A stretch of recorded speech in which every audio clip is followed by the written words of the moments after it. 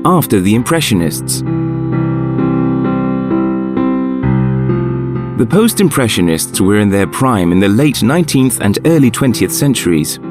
Among the most notable painters in this movement were Henri de Toulouse-Lautrec, Vincent van Gogh, and Paul Cézanne. The term Post-Impressionism was first coined by the art critic Roger Fry in 1910. This movement saw the arrival of new techniques which went beyond the scope of the Impressionist movement. New paintings distorted the forms of their subject matter, emphasis was placed on geometric forms, and unnatural colors were used for expressive effect. Not all Post-Impressionists agreed on how to move on from their predecessors.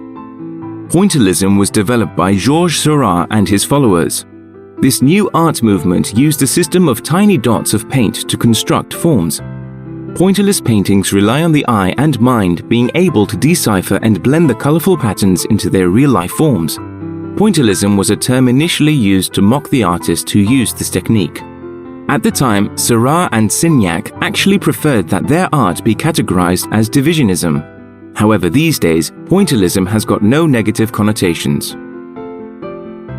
The 20th century witnessed many new art movements which derived from Post-Impressionists' ideas.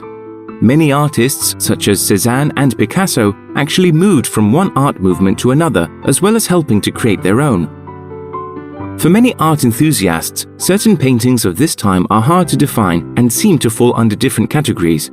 Nevertheless, inspired by past masters and their art movements, the 20th century has produced some of the most beautiful artwork ever seen.